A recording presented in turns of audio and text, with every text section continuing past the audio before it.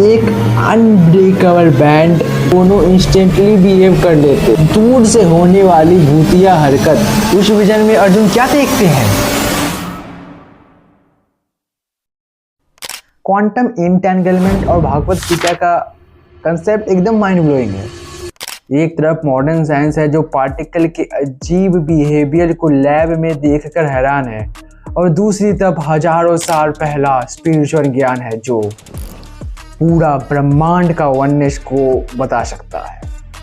चलो इस deeply scientific और फिलोसॉफिकल कंसेप्ट को एकदम डीप में समझते हैं। क्वांटम इंटेंगलमेंट क्या होता है? जब दो पार्टिकल आपस में इंटेंगल हो जाते हैं।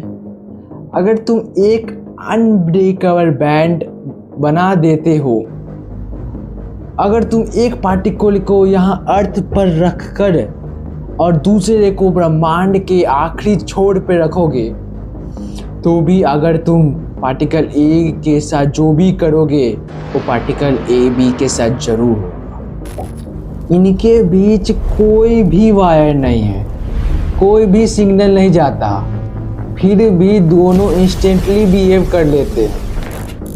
आइंस्टाइन इसे देखकर इतना परेशान हो गए थे ना कि उन्होंने इसे कहा स्पोकी एक्शन एट डिस्टेंस, मतलब दूर से होने वाली भूतिया हरकत। गीता के अध्याय 7 के श्लोक 7 में खुद श्री कृष्ण ने अर्जुन को बताते हुए कहा है, ये सब कुछ मुझ में ऐसे पिरोया हुआ है जैसे एक सिंगल धागे में बहुत सारे मोती पिरोए होते हैं। फिजिक्स जिसे स्पोकी बोल रही है, गीता उसे सूत्र कहता है। हमारी आंखें सिर्फ अलग अलग मोतिया यानी कि पार्टिकल को ही सिर्फ देख सकती है, इसलिए लगता है कि दोनों अलग अलग हैं, पर रियली में वो एक ही इनविजिबल कॉस्मिक फैब्रिक यानी कि थ्रेड से जुड़ा है। एक मोती हिलेगा तो दूसरा इंस्टेंटली रिएक्ट करेगा। क्वांटम फिजिक्स में एक ही रूल है, ट्रांसपेरेबिलिटी। इसका मतलब है कि अगर दो पार्टिकल इंटेंगल्ड है तो उनको कोई इंडिविजुअल आइडेंटिटी नहीं रहता। आप उन्हें अलग अलग इक्वेशन पे डिस्क्राइब नहीं कर सकते हैं, वो एक सिस्टम बन जाता है। लेकिन हमारे डेली लाइफ में हम सब अलग अलग हैं। मैं अलग हूँ, ये चेयर अलग है, ये टेबल अलग है। साथ ही साथ गीता के अध्याय 13 और श्लोक 17 में खुद श्री कृष्ण ने कहा है, वो अल्टीमेट रियली सभी जीवन में अलग अलग दिखता है, पर असल में वह अनडिवाइडेड यानी कि एक ही है। गीता कहती है कि ये जो सेपरेशन हमें दिखता है वो माया है, तो इल्यूजन। एक्सट्रीम माइक्रो लेवल मतलब क्वांटम लेवल पर जाए तो वेव फंक्शन एक ही है। Entire universe is one undivided system.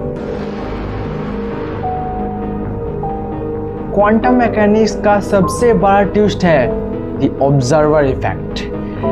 जब तक कोई साइंटिस्ट या ऑब्जर्वर किसी क्वांटम पार्टिकल को मेजर या देख रहा होता है, तब तक वह पार्टिकल एक वेव की तरह दिखता है, मतलब इनफिनिट पॉसिबिलिटी।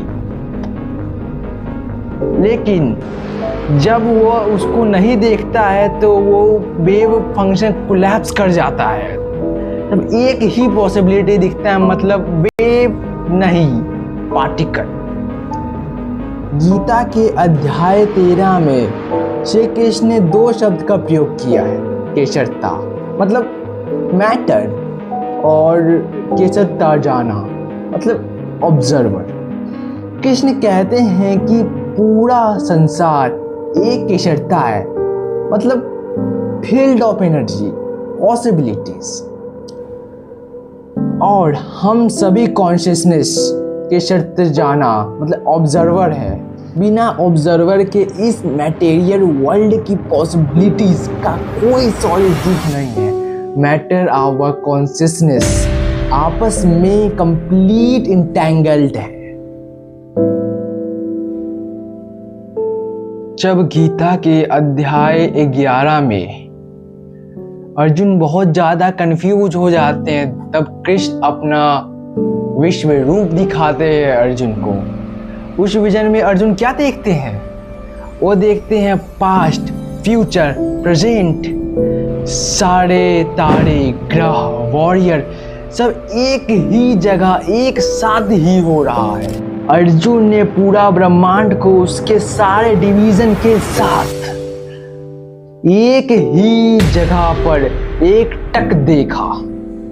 फिजिक्स की भाषा में जब स्पेस और टाइम की वैल्यू 0 हो जाए और सब कुछ इंस्टेंटली एक दूसरे से कोरिलेट करे, वही तो अल्टीमेट क्वांटम एंटांगलमेंट है।